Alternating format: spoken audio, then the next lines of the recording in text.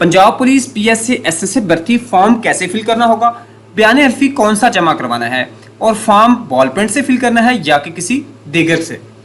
बिस्मिल्लाहिर्रहमानिर्रहीम, अस्सलाम वालेकुम दोस्तों। आज की वीडियो में आपके साथ जो फॉर्म कंप्लीट फिल करने का तरीकाकार बताया जाएगा, जो उसमें टैब्स या जो भी चीज़ें दी गई वो आपको बताई जाएंगी। तो आपने पूरा वीडियो को वॉच करना है, कोई भी स्टेप स्किप नहीं करना। तो बगैर किसी देर के साथ चलते हैं वीडियो की तरफ। लेकिन उससे पहले आपसे छोटी सी गुजारिश है कि अगर आप चैनल पे फर्स्ट टाइम है तो इसको सब्सक्राइब जरूर कर लें।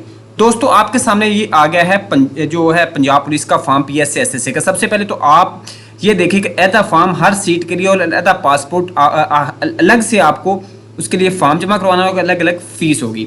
अब पहले बुनियादी अंदराज बेसिक एनरोलमेंट आपने असामी का नाम लिखना है और जिस डिस्ट्रिक्ट आपके पास डोमिसाइल है उसका नाम लिखना है।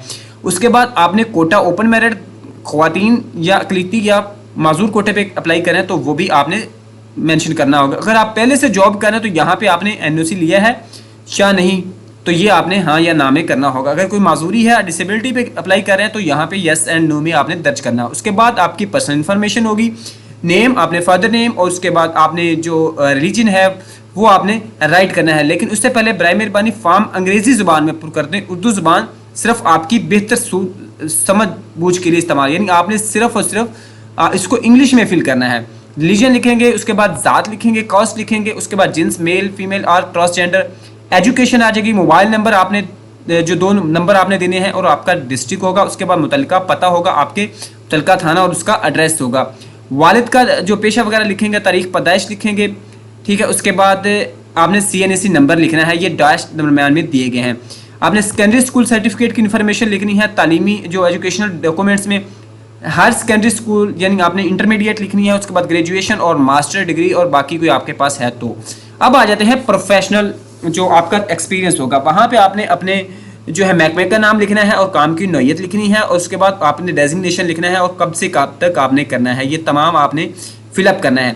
हवाला जात है कि आपने मुअज़्ज़िन के नाम लिखने, अपने इलाके के कोई भी 2 लोगों के मुअज़्ज़िन के नाम लिखने जिसके ज़रिए आपकी जो करैक्टर की वेरिफिकेशन हो सके। अब अगर आप पहले मुलाजिम हैं तो आपने अपने डिपार्टमेंट के रिलेटेड जो इन्फॉर्मेशन है वो यहाँ पे दर्ज करनी है। आपने NOC लिया नहीं है, या आपने कितना एक्सपीरियंस है वगैरह।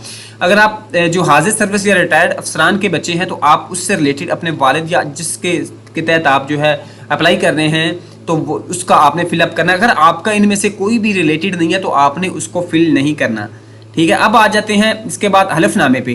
तो आमतौर पे यही हलफनामा जो है ये यहाँ पे होता है। आपने एफिडेविट यहीं पे डिक्लेयर कर देना है कि आपके ऊपर कोई FIR नहीं है, किसी तरह कोई उसमें मुलविस नहीं है। लेकिन सम टाइम वो अपनी जो है एक हिफाजत के लिए वो कहते हैं कि आप पुलिस से वेरिफिकेशन करवा के लें। अगर वो वेरिफिकेशन होती है तो आपको जो करीबी खिदमत मरकज़ है पुलिस का, वहाँ से जाके वेरिफिकेशन सर्टिफिकेट साथ में जमा करवाना होगा। उसके बाद आप यहाँ पे फिलअप करेंगे अपना नाम, बल्दियत, उसके बाद ज़िला लिख देंगे, शनाख्ती कार्ड नंबर लिख देंगे और तस्वीर चस्पा कर देंगे। लेकिन फॉर्म नंबर यहाँ पे आपने नहीं लिखना, ये वो लिख के आपको वापस करेंगे, ठीक है। ये तमाम तो इसके रिलेटेड इन्फॉर्मेशन है जो आपने फिलअप करनी है। मज़ीद आपका कोई भी क्वेश्चन हो कमेंट सेक्शन में पूछेगा। अल्लाह हाफिज़।